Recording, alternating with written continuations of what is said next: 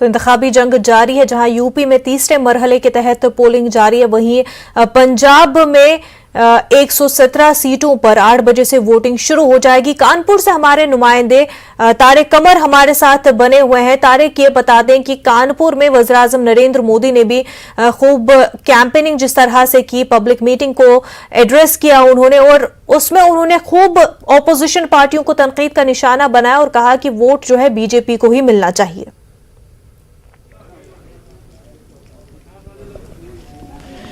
देखिए, अपीलें की गई, मुनज़्ज़ा जी 12 की गई और तमाम जमातों के सभी लीडरों ने अपीलें की हैं अपने अपने हक में, जाहिर है। और उसी ज़िम्न में जाहिर है कि वज़ीर आज़म ने भी अपील की है। लेकिन जो इस वक्त देखिए जो कानपुर का मंजरनामा है वो अपने आप में ये इशारे दे रहा है कि लोगों के मुतालबात कुछ मुख्तलिफ हैं। लोग बुनियादी मौज़ूआत पर बात कर रहे हैं। लोगों का मानना है कि उन्हें रोज़गार मिले, उन्हें तालीम मिले, उन्हें वो तमाम बुनियादी सहूलियात फराहम की जाएं जिसकी ज़िंदगी को ज़रूरत है। देखिए, वो मजहबी नफ़रत नहीं चाहते हैं, वो मजहब की बुनियाद पर सियासत नहीं चाहते हैं। वो चाहते हैं कि उनके मसाइल हल हों। और बहुत लोगों से सुबह से बात की है। और देखिए, जिस इलाके में मैं खड़ा हूँ लखनऊ के, वहाँ पर एक बुनियादी बात यह है कि रघुनंद भदौरिया जो हैं वो बीजेपी को उम्मीदवार हैं, बड़े स्ट्रॉन्ग कैंडिडेट हैं। लेकिन साथ ही जो समाजवादी पार्टी के हसन रूमी हैं उनके बारे में भी ये कहा जाता है कि वो नेक टू नेक फाइट में हैं। इसके अलावा 4 कैंडिडेट और हैं जो मुस्लिम तबके से आते हैं, जो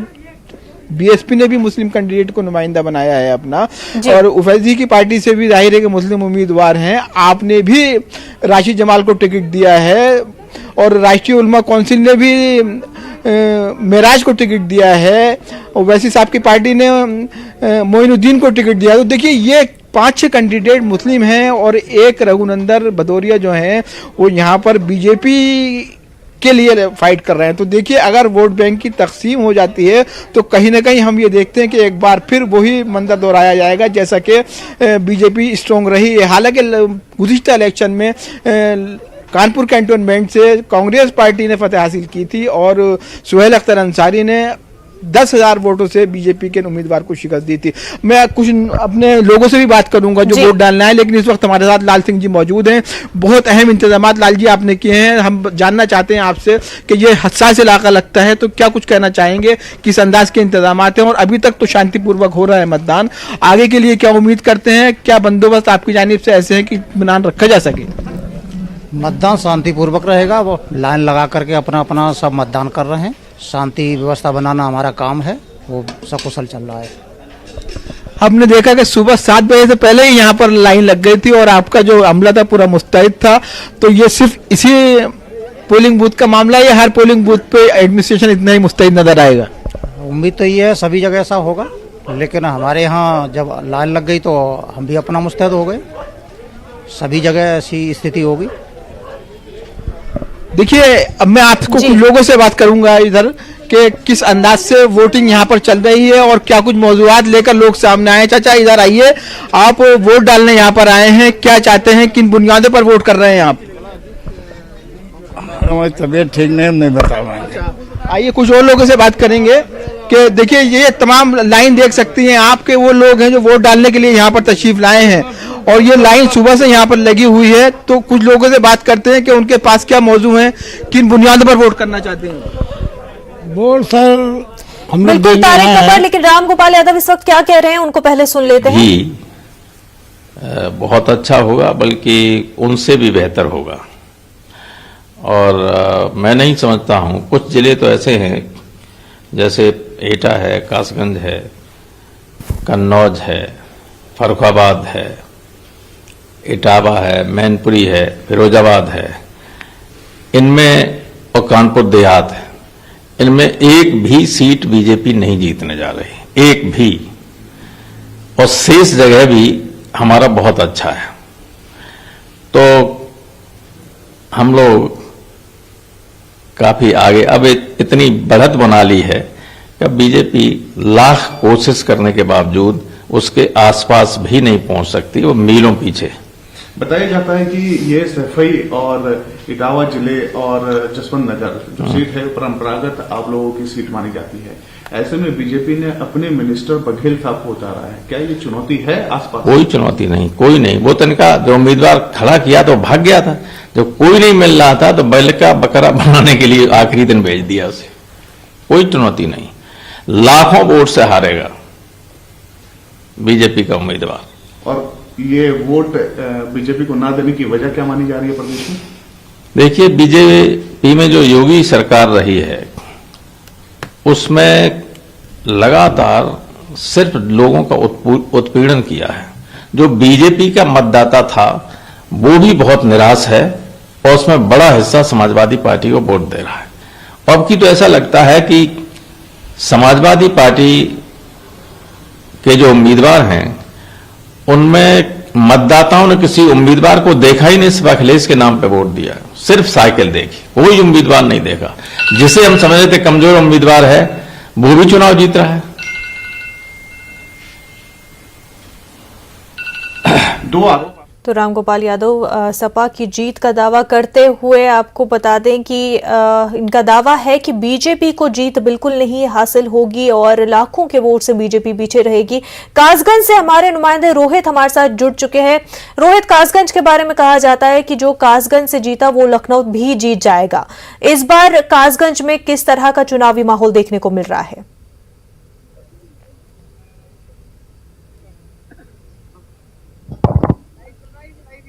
बिल्कुल, मैं आपको बताना चाहूंगा 2007 में बसपा ने यहां से जीत हासिल की थी, उसके बाद यहां पर बसपा की सरकार बनी थी। इसके बाद 2012 में सपा के उम्मीदवार ने जीत हासिल की थी, उसके बाद सपा की सरकार बनी थी और 2017 में भाजपा के उम्मीदवार ने यहां से जीत हासिल की थी, उसके बाद भाजपा की सरकार बनी थी। तो बड़ी ही दिलचस्प मुकाबला रहता है यहाँ पर और एक बार फिर से सपा ने यहाँ पर मानपाल सिंह वर्मा को अपना उम्मीदवार बनाया है जो कई बार के विधायक भी रहे हैं और वहीं देवेंद्र सिंह को भाजपा की तरफ से उम्मीदवार बनाया गया है। तस्वीरों में आप देख सकते हैं सुबह से ही मतदाता यहाँ पर मौजूद हैं और यहाँ लंबी लंबी कतारें लगी हुई है, एक उत्साह बरकरार है जो वोटिंग का इस समय तस्वीरों में देख सकते हैं।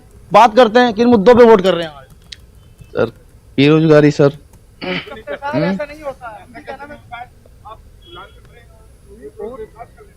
बताइए। और हम आपको दिखाना चाहेंगे तस्वीरों में क्या कहते हैं, सुबह से ही यहाँ पर मशीन खराब है और यहाँ लाइन लगी हुई है लेकिन अभी तक मशीन चालू नहीं हुई है। कासगंज में मौजूद है और आप देख सकते हैं कि लंबी लंबी कतारें लगी हुई है लेकिन यहाँ पर अभी तक मशीन चालू नहीं हुई है। इस वजह से यहाँ पर देख सकते हैं प्रशासन अभी तक मशीन चालू यहाँ पर नहीं करा पा रहा है और लंबी लंबी यहाँ पर कतारें लग गई हैं। तो रोहित, क्या आपकी वहां पर तैनात ऑफिसर से कुछ बात हो पाई है? जी रोहित, क्या ऑफिसर्स वहां पर जो तैनात है इंतजामिया उनसे कुछ बात हो पाई है कि क्या वजह इसकी है कि अभी तक मशीन शुरू नहीं की गई है? खराबी की वजह क्या बताई जा रही है?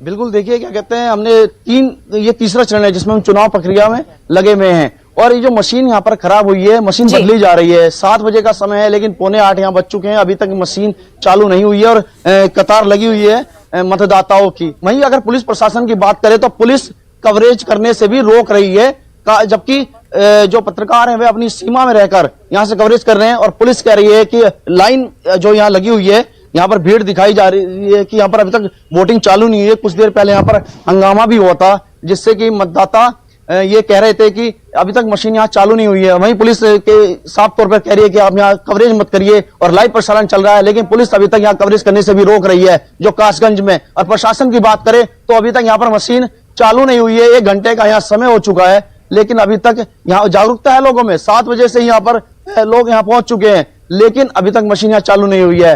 और ये कासगंज की सीट है, 3 विधानसभा कासगंज में लगती है। ये देखिए कवरेज में आपको दिखाता हूँ तस्वीरों में, देखिए किस तरह कैमरा रोका जा रहा है। ये देखिए अब, ये देखिए किस तरह रोका जा रहा है कवरेज करने से। आप तस्वीरों में देख सकते हैं आप। पुलिस पहले चरण में भी हमने रिपोर्टिंग करी, दूसरे चरण में भी हमने रिपोर्टिंग करी लेकिन पुलिस ने अभी तक कवरेज करने से नहीं रोका है। और जबकि मतदाता से ये पूछते हैं कि आपने किसको वोट की है, किसको नहीं की है, लेकिन पुलिस का जो रवैया दिखाई दे रहा है कासगंज में वे बिल्कुल ही बेहद शर्मनाक जना गया कि पुलिस इस तरह से पत्रकारों के बिल्कुल साथ दुर्व्यवहार रिपोर्टिंग करने की करना काम चेष्टा है कर रही है। जर्नलिस्ट का और हर जगह से ही हमारे रिपोर्टर्स रोका जा लगातार रहा है। काम कर रहे हैं। ऐसे में जबकि पुलिस मशीन का खराब रिपोर्टर्स है, को कवरेज 1 घंटे करने का से समय हो रोकना गया, काश गलत है, अपने काम से रोक रहे हैं। झांसी से हमारे नुमाइंदे अश्विनी भी हमारे साथ जुड़ चुके हैं। अश्विनी, झांसी का मूड क्या कुछ बताता है?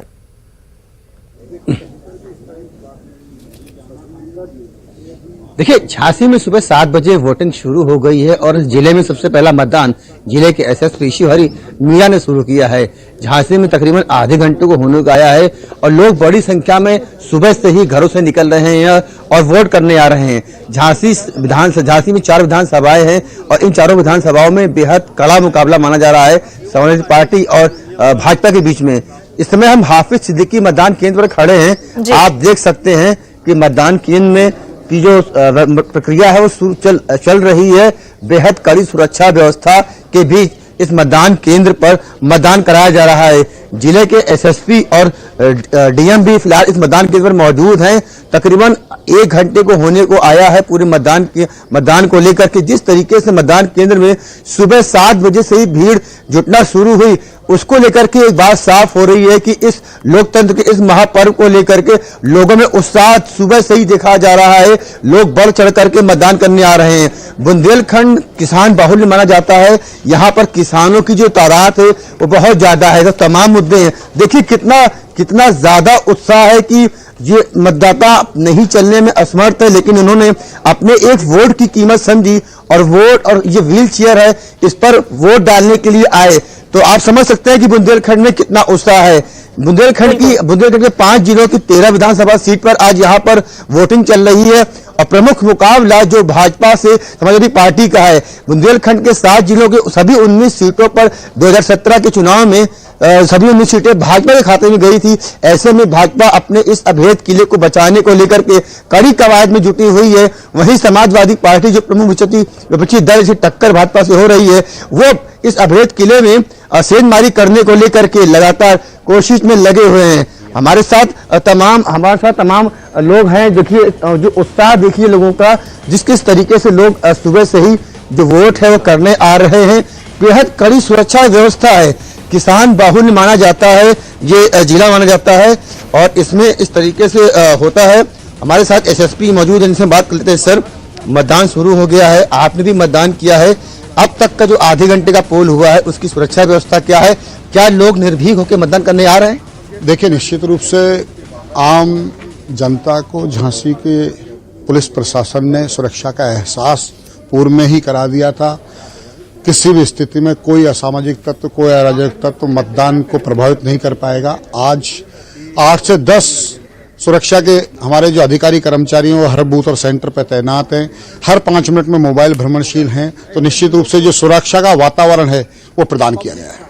तो ये एसएसपी थे, कहीं ना कहीं जो मतदान है उसको लेकर के लगातार पल पल की निगाह बनाए हुए हैं। जी बिल्कुल अश्विनी, और वहीं बुंदेलखंड के हवाले से ये भी कहा जाता है कि बुंदेलखंड में किस तरह की वोटिंग होगी, कैसा चुनाव होगा, इससे न सिर्फ झांसी डिस्ट्रिक्ट पर बल्कि जो दीगर 6 डिस्ट्रिक्ट्स हैं उन पर भी असर साफ तौर पर बुंदेलखंड से दिखने लगता है।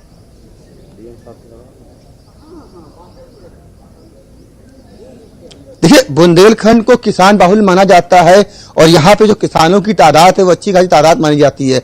बुंदेलखंड में शुरू से ही पानी का जो सूखा रहा, जो पानी की परेशानी रही है वो कई दशकों से रही है। पिछले 5 साल की बात करें तो पानी को लेकर के उत्तर प्रदेश सरकार ने तमाम बड़ी बड़ी परियोजनाएं यहाँ पे लाई हैं। सबसे बड़ी परियोजना तकरीबन 9,000 करोड़ रुपए की हर घर नल से जल वो भी लाई गई है, उस पर काम चल रहा है। साथ ही साथ यहाँ पर एक बड़ी परियोजना डिफेंस कॉरिडोर है जो बुंदेलखंड में लगेगी, उस पर भी काम चल रहा है। 8 साल से लगातार काम चल रहा है। तो कहीं ना कहीं बुंदेलखंड को लेकर के उत्तर प्रदेश सरकार और केंद्र सरकार दोनों बेहद संवेदनशील शुरू से नजर आई हैं। फिलहाल पानी की जो समस्या है वो अभी भी बरकरार है। जब ये बताया जा रहा है कि उत्तर प्रदेश सरकार का प्रमुख जो उद्देश्य था कि हर घर बुंदेलखंड में नल से जल पहुंचाने का जो सपना था, कई दशकों से यहाँ के किसान, यहाँ के ग्रामीण परिवेश देखते चले आ रहे थे, उसको पूरा करने को लेकर के केंद्र सरकार और राज्य सरकार लगातार काम कर रही है और काफी हद तक इस महापरियोजना पर काम भी पूरा हो गया है। तो कुल मिलाकर कह सकते हैं कि 10 मार्च को जब फैसला आएगा मतदाताओं का, जहां उस पर यह साबित हो जाएगा कि क्या बुंदेलखंड के मतदाताओं ने उत्तर प्रदेश और केंद्र जी। सरकार को अपना पूरा समर्थन दिया है। भाजपा का जो ये अभेद किला बिल्कुल, है, ये तस्वीर इसमें जो कोई है 10 सेंधमारी- मार्च को अश्विनी पूरी तरह से साफ हो जाएगी। बेहद शुक्रिया अश्विनी आपका। रोहित और तारिक कमर, आप दोनों हमारे साथ बने रहिए। एक छोटा सा ब्रेक लेंगे, जल्द होंगे हाजिर।